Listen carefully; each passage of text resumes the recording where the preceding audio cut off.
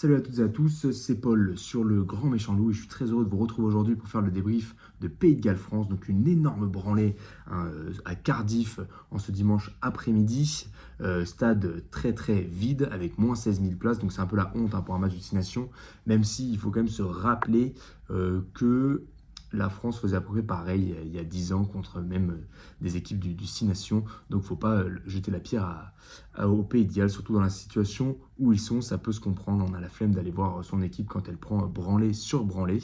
Donc on revient rapidement sur le contexte. Donc la France qui était deuxième au goal average derrière l'Angleterre. Et au final, samedi, pendant les premiers matchs du tour, de cette deuxième journée du tournoi, on a eu quelques séismes avec l'Italie qui va prendre un bonus défensif face à l'Irlande. Ils étaient quand même pas très loin d'aller chercher plus.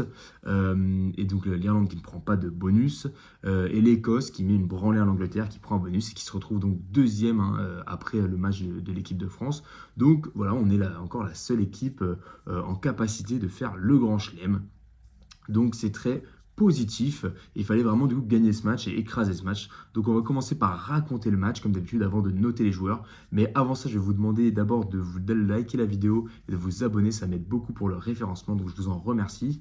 Je vous dérange pas plus avec ça. Pour le récit du match, donc le premier quart d'heure de la folie furieuse, on a 3 essais marqués au bout de d'un quart d'heure de jeu, un de Gaëton, un de Bielbiarré et un de Broboiry.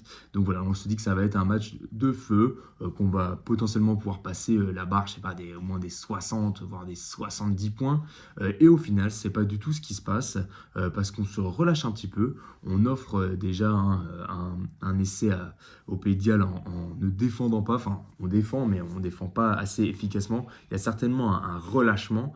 Voilà, un relâchement, je pense, mental à ce moment-là. Et on a aussi des joueurs qui ont du mal à rentrer dans leur match, notamment des cadres, et notamment Thomas Ramos, qui a eu un peu de mal au début. Et les Palois au centre, voilà, c'était un petit peu moins fluide, je trouve, que quand on a eu la paire de centre bordelaise au dernier match. Donc un petit point négatif, je sais que je ne vais pas me faire que des amis en disant ça, parce que les Palois ont quand même bien joué, je chipote un petit peu, mais au final, on a quand même une demi-heure où on est un peu en demi-teinte. J'ai l'impression que les arrières étaient un peu en décalage, ne se comprenaient pas vraiment bien entre eux, mais en même temps c'est le temps de se roder tous ensemble. Ils ont pas, il y en a, c'est leur première sélection, donc il ne faut pas être trop exigeant non plus. Mais voilà, j'ai l'impression qu'il y avait toujours un petit temps d'avance, par exemple de Bielbiarré qui était un peu trop en avance. Il y a eu pas mal pour moi d'en avant non sifflés par l'arbitre. On reviendra sur la performance de l'arbitre. Et au final, on a du coup les Gallois qui, après avoir pris la foudre pendant le premier quart d'heure, arrivent à faire limite jeu égal avec nous. Donc c'est un petit peu vexant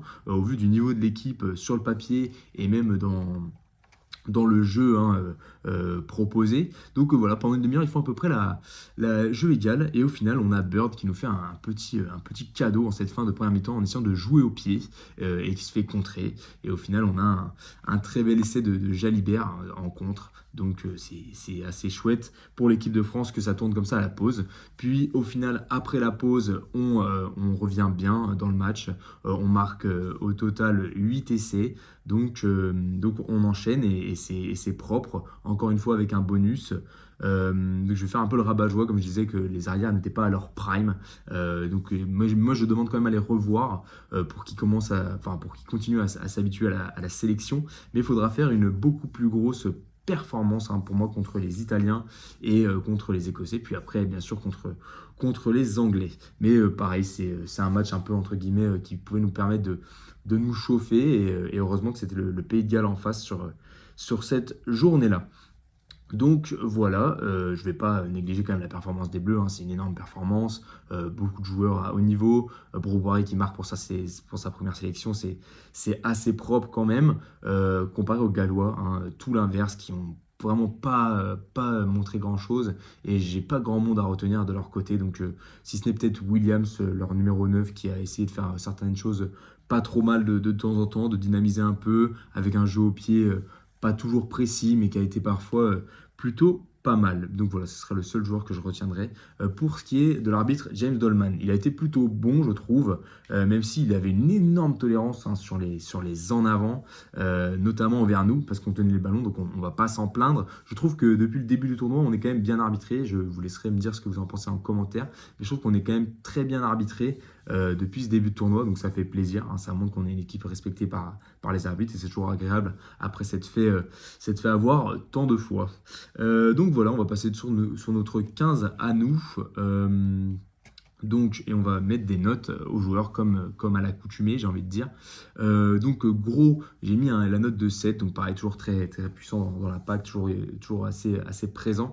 J'ai oublié de dire aussi, là, maintenant qu'on parle de la mêlée, on s'est fait battre, il me semble, sur une mêlée, donc ça, pareil, c'est assez vexant quand on sait que le pack gallois est quand même un pack vraiment dominé. Donc il va falloir aussi travailler la mêlée, on n'est pas bon en mêlée.